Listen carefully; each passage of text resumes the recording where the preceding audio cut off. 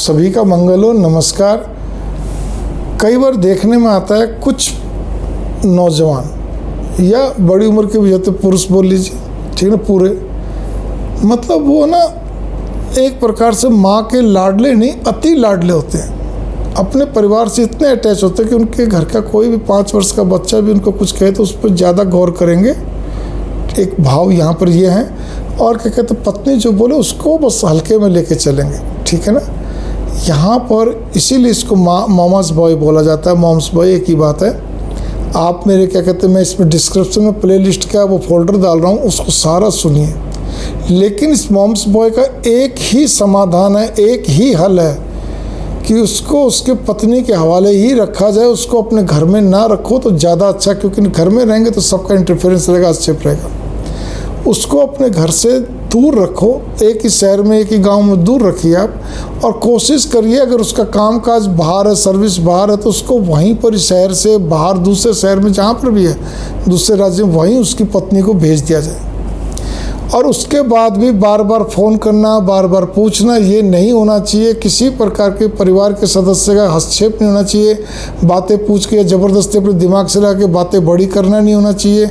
उसके आंसुओं में अपने आप को दुखी नहीं होना चाहिए, क्योंकि उसकी जो कमियाँ वो उसकी पत्नी ठीक करेगी। अब वो उसको क्या कहते हैं, खाना टाइम पे दे रही है, नहीं दे रही है, उसके साथ क्या कहते हैं, मतलब डांट मार रही है, या उससे रोज़ वाद विवाद हो रहा है, जो भी कुछ हो रहा है। बात यहाँ पर ये है कि पत्नी तो पत्नी है ना, लेकिन उसको मालूम मेरा पति जो क्या कहते हैं ये भोलू ठोलू सा है। माँ यही तो बोलती ना, मेरा बेटा भोला है, इसके मन में मैल पाप नहीं। वो कहती नहीं, मेरे को इन चीज़ों की जरूरत नहीं, मैं इसको अपने हिसाब से करूँगी। नहीं तो इतना ज़रूर कर दूँगी ताकि कम से कम ये हर बात में विचारों में क्या कहते हैं एक ही विचार रखे, मतलब बातों में बात करे, सब कुछ करे, हंसे बोले चाले, साधु भाव बन के घर में ना रहे, ठीक है ना, चुपचाप सा, ठीक है। ये जो भी कुछ अपने हिसाब से, तब जाके उस पत्नी को अगर आप उसके।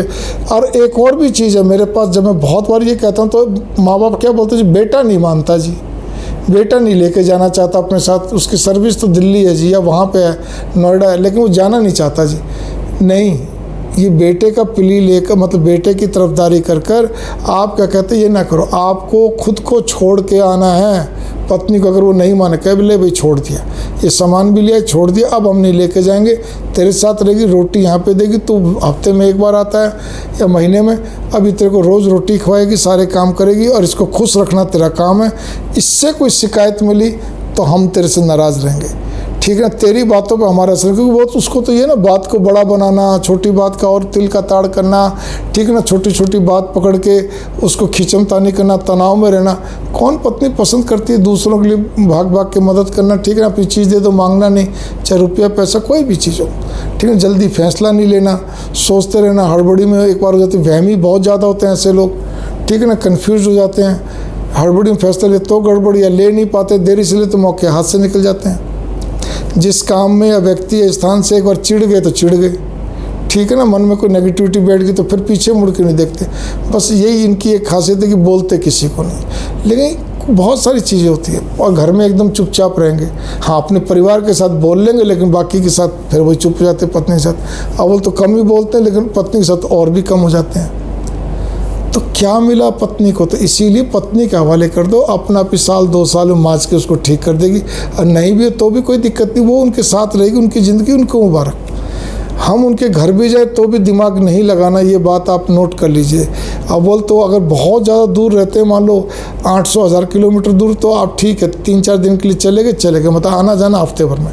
और अगर नज़दीक रहते हैं 100-200 किलोमीटर में, तो वहाँ पे खाली 1 दिन के लिए जाओ, घना 2 दिन, इससे ज़्यादा नहीं करना चाहिए आपको। ये मेरी बात नोट कर लो। और उनकी कोई कमियाँ नहीं बतानी, कोई बहू की ना कुछ करना, बल्कि बहू की सहेली बन के रहो आप।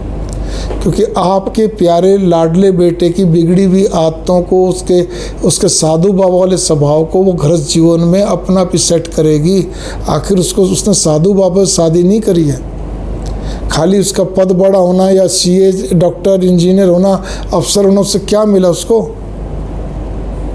आप सोचिए जरा इस बात को लेकर। दाम्पत्य जीवन में विचारों का बहुत खेल होता है, ठीक है ना। इस चीज़ पे गौर करिए। मंगल कामना। नमस्कार।